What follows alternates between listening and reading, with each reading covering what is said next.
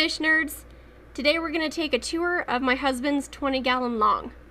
So I wish I had done one 2 or 3 months ago because this tank is just such a mess right now, but figure might as well get it done with. So let's try to start with plants and see if I can remember the names. Okay, this guy here is a Cryptocoryne wenditi. This is a Cryptocoryne crispitula. Storagine repens. I want to say Anubias afsveli because it's got the thin leaves. More wenditi. Alternanthera rennicki.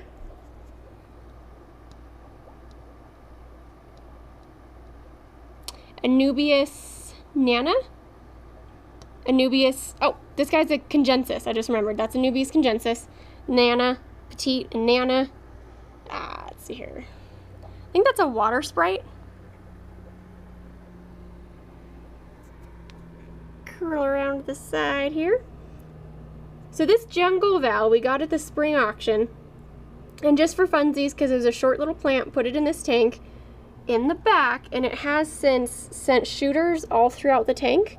So I've just started pulling those out, and I'm dividing them between my tanks and giving some to my dad. So, all right, there's a little Echinodorus amazonicus, an Amazon sword plant, right there in the corner. Got these tiny little, this guy's kind of full of, is he full of holes? I think he's just speckled. He's a little lily, and there's another one right in the center there, behind everything. Let's see. There's some bacopa in here. Whole bunch of nerite eggs. So fun fact, nerites will lay eggs in a tropical tank, but they won't hatch unless they are in a brackish tank. So, and this is the Cryptocoryne corner. That's one plant right there. Look at that. Crazy sauce. Yeah, that jungle val, I mean, don't get me wrong, I know it gets tall, but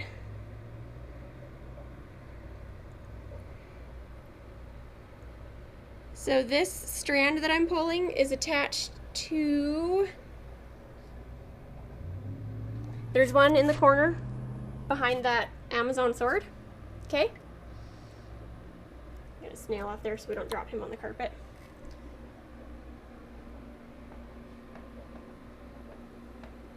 This is off of the one in the corner. I knew it got tall, but we're talking pushing, I don't know, like maybe 48 inches now. That's insane. And this is just a 20 long. So, I took out a couple of the smaller ones and put them in my 120, and if they do well, I'm going to take out this big sucker and put him in the 120 as well, because that'll look really pretty, and I think the bala sharks will really like it. I think they'd appreciate it. Duckweed problem in this tank as well. Alright, so let's get on to the fishies. Okay, so we have two, oh, he just took away. He just took off. So that was one of 2 Epistogramma agazizi super red. It's what the bag was labeled when we got them at the auction. There are 4 Japanese blue endlers. That's one of the females. This was a baby at one point, and now it has grown up. So I want to say I bought 4. 2 males, that's bright blue guy in the back there, that's one of the males. I got 2 males and 2 females. 2 males and 2 females. 2 males and 2 females, and then, oh my. Okay, so that's an endler, and I did have endlers in here for a little bit until we decided to pull out all the endlers and see if we couldn't just get a nice breeding colony of the Japanese blues. And apparently that's what one of the babies grew up to be. So don't have a pure strain. I'll probably pull him out. There's one of the new babies. There are 3 Harlequin rasboras. 3, what are they? Cryptocoryne julii. I don't think you can see him. I can kind of see his stripes. He's hanging out in the back. There's the agazizi. Nope, he doesn't want to hang out. Okay. I'm having an algae problem in the bottom of the tank here. That's my one surviving cardinal tetra. Tried multiple times to get a good school of them, and it always just dwindled down to the one. And I feel really bad, so we're gonna try again here in a couple months to get him at least 2 friends to have a school of 3 and just try it again. There should also be 3 nearite snails, but I mean, good luck finding them in this mess. And then my husband has the female albino bushy nose pleco. I've got the male. Once they're both a little bit bigger, we're gonna put them in a tank together. Probably the 30 I have in the basement. And we're gonna try to breed them. Oh, there's one of the nearites. He is the stripy guy on that wood back there. I just did a water change, so I apologize for all the stuff that's free floating.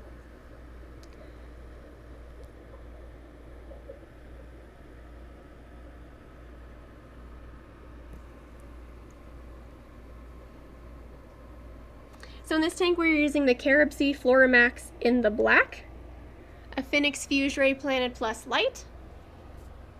Looks like he's using a Marineland filter, and he got a really nice heater. I don't remember the name of it, but it's got like a little toggle switch that is not it doesn't go in the water, which is really nice.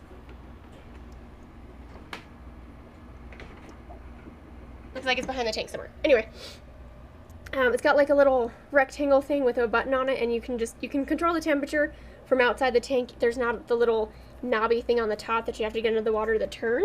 So I really like that. So anyway, so this is the 20. It's ridiculously overgrown. I'm gonna be cutting stuff and shoring stuff down, and maybe I'll sell some stuff. So quick note about this jungle vow. So we got the jungle vow, and then it got so long that I went around and I trimmed everything to the water line, so it was only as tall as the tank, and that was honestly just 2.5, maybe 3 months ago, and it's already, as you saw with that one piece, ridiculously long. So you can see the cut end of one there. That is now snakes all the way back through. And of course, tons and tons of those, I don't know, I think we just call them pond snails. So yeah, that is the 20 long.